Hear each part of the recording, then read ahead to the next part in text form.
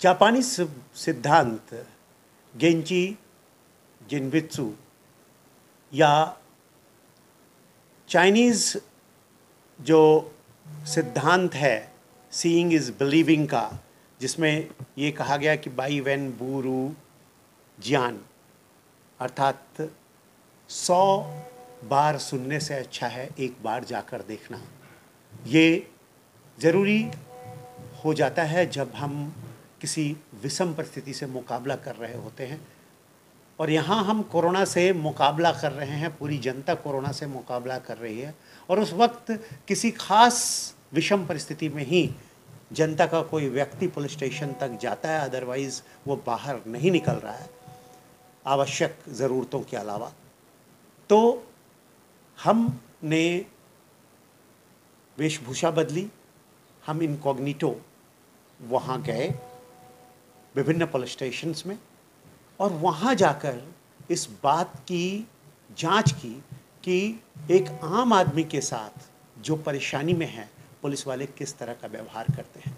मेरा मानना है कि पुलिस स्टेशन एक पूजा स्थल की तरह है, जिस पूजा स्थल में व्यक्ति जाकर अपनी गुहार लगाता है, अपनी प्रार्थना द्वारा ईश्वर से कुछ मांगता है।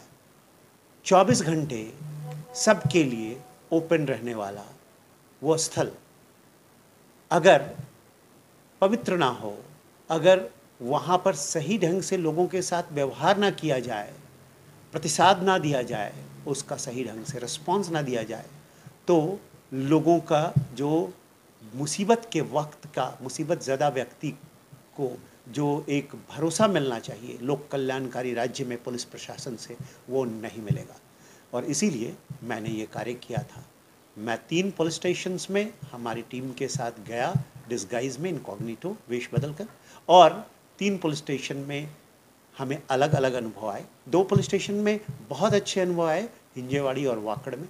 उनका व्यवहार उन्होंने संजीदगी से लिया जो दोनों मसले थे, और दोनों मसले जो तीनों ही मसले थे वो बहुत रेलेवेंट थे, बहुत समीचीन थे, और जिस तरह की घटनाएं होती हैं वैसी थी, और उसमें कुछ सत्यता भी थी। जैसे पटाखे फोड़ने वाली बात में सत्यता थी कि कुछ दिनों से कुछ लड़के पीपल्स 2 सोसाइटी के पीछे पटाखे फोड़ रहे थे और हंगामा कर रहे थे। दूसरी जगह जो चेन स्नैचिंग की बात है वो भी एक तरह की सत्यता है कि चेन स्नैचिंग की जाती है।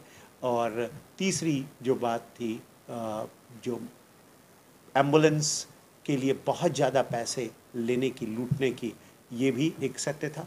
और उसमें क्या भी जो तथ्य था, जो मोबाइल नंबर और जो कुछ था वो सही था, जो मतलब उसके खिलाफ अगले दिन केस रजिस्टर भी किया गया क्योंकि मेरे पास उसकी जानकारी पहले से मौजूद थी। तो कुल मिलाकर लबो-लबाब मैं ये बताना चाहता हूँ कि मैंने परिस्थितियों का जायज़ा लिया कि पुलिस स्टेशन में व्यवहार कैसा होता है। अगर पुलिस स्टेशन का व्यवहार सही होगा तो निश्चित तौर पर जनता को एक भरोसे की जगह मिलेगी। धन्यवाद।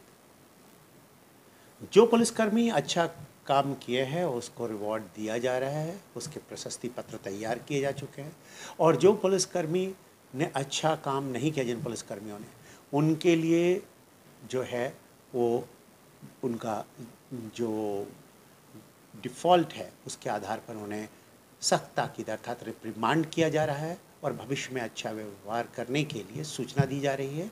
साथ में जो कमियां नज़र आई थी उन कमियों को सुधार करने के लिए दिशा निर्देश जारी किए जा रहे हैं। धन्यवाद।